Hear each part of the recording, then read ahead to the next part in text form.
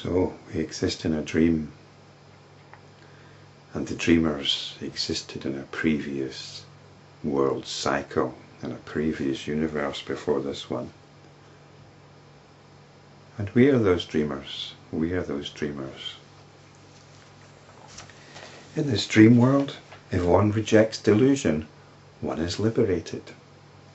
Or, in accordance with one's idea of oneself, one considers oneself to be another body. The world appearance that arises by such a notion is experienced by them. So this is the choice we've got at any moment. We can reject the dream.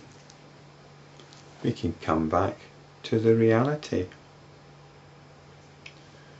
We can come back to the reality. Or we can get caught up in our ideas about things, ideas about ourselves. And then that's how we experience the world. We experience the world through our ideas, through our predispositions. In a certain previous world cycle, at some place, some beings lived in the wakeful state, entertaining different notions which gave rise to diverse creatures. These are in the notional wakeful state. Because of the perseverance of the notions that gave rise to them, they are firmly established in it. Even when the notions cease, they continue to exist on account of their own past notions. So these people aren't fast asleep. They think. They create notions. They create systems. Systems of social structure, politics, religion, philosophy, metaphysics, science. These notions become their reality. They give rise to other notions. They propagate other notions. And even after they die, the notions live on. So these notions give rise to diverse creatures. And these creatures belong to the external world. The whole external world is what these notions give rise to. They give rise to the creation. And they come back to this creation, this notional external creation, time and time again. So this is the notional wakeful state.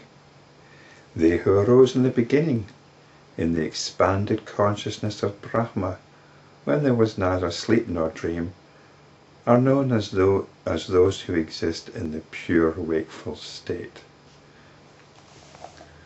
So these are the ones that are innocent, that don't have any baggage. They arose in the expanded consciousness of Brahma. They didn't come from before, from the previous world cycle. And what this means is they're not taken in. They are naturally fresh and untainted. So this is the pure wakeful state. And one wonders if Vasishta, somebody like Vasishta, belongs to this category. They themselves, when they continue to exist in subsequent embodiments, are in the long or continued wakeful state. When they are in a dense state of consciousness, which is unconsciousness, they are said to be in a gross wakeful state. So it seems a bit strange that that those in a pure wakeful state of consciousness can be in a state of unconsciousness, a gross wakeful state. But this reflects the nature of the attention.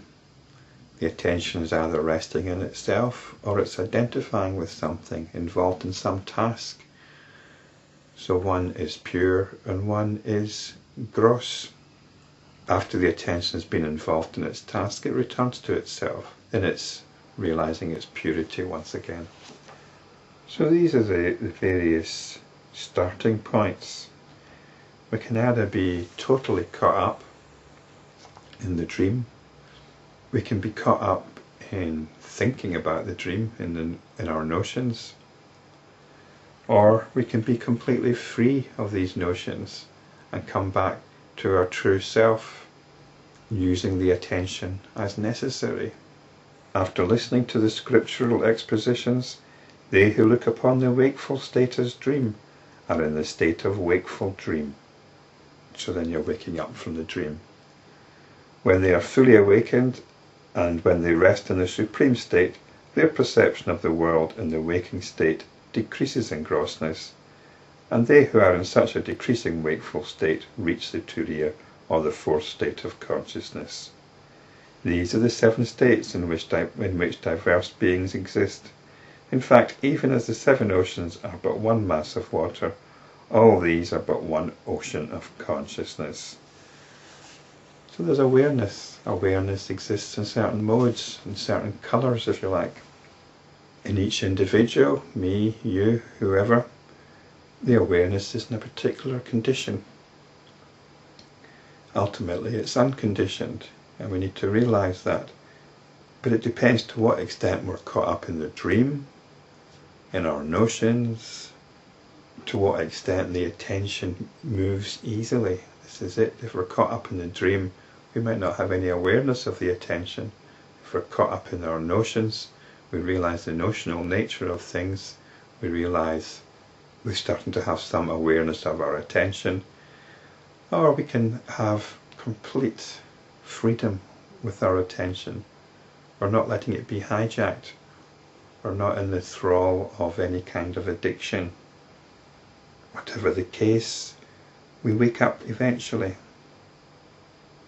and we become more and more established in the supreme state. It becomes less and less likely that our attention will be hijacked. We've regained our sense of being, and we're engaging fully with our enlightenment practice.